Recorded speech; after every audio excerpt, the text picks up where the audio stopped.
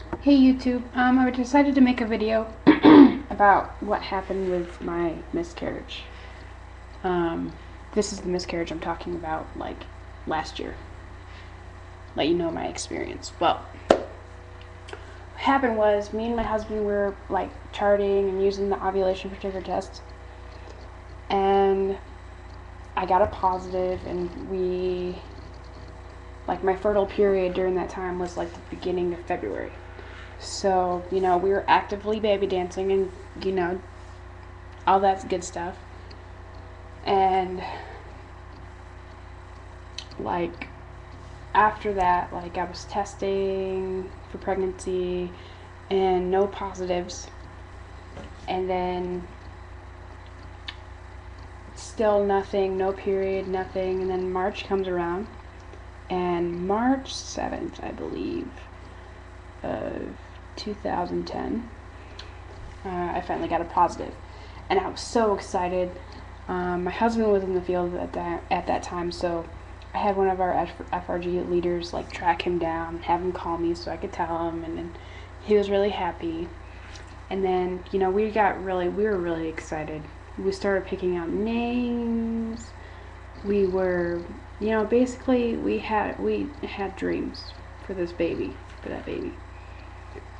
And we started planning on how we were going to decorate like the third bedroom that we had. And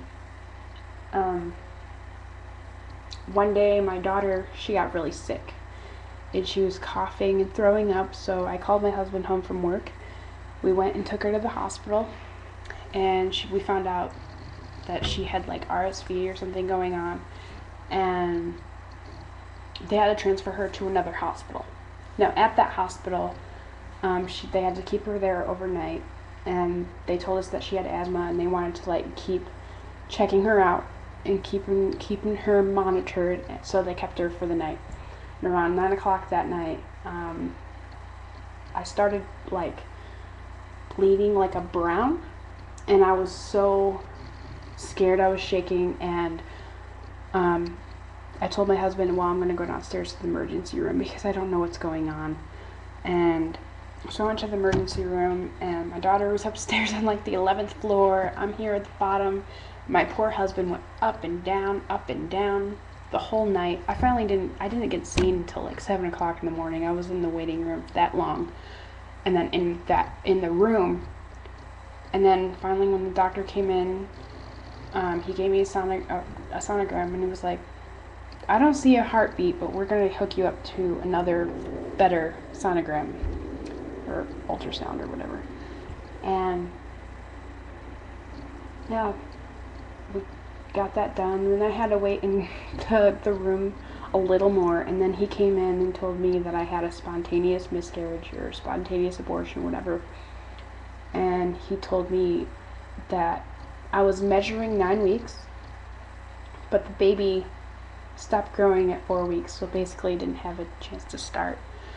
Me and my husband were devastated. I called my husband down because at the time he was with my daughter upstairs. He came down and he lost it. It was horrible, really bad. And sorry if I get a little emotional because this would have been our first child together, and we lost it. So,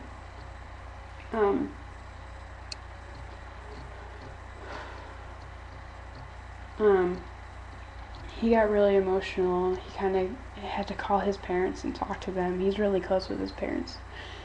So, we left the hospital. My daughter got released, found out that it wasn't really RSV, it was asthma. It was just really bad. So, she's okay now. She's on an inhaler. But, my husband's sergeants or whatever, they let him go home for like, stay home with me for 4 days, and I was just a wreck. And the first day when we got home, my husband went out to go do something, to go sign out of work or something, and while he was gone. While he was gone, I passed the baby, and that was just something I wouldn't wish on anybody to have to go through, to pass that child and hold it in your hand, and it was just horrible. But now we're trying again, and hopefully it doesn't happen again. Just pray. But I just wanted to tell my miscarriage story so everybody knew what went on. Okay? That's it. I'm going to bed now. I'm tired. I have that doctor's appointment tomorrow. Bye.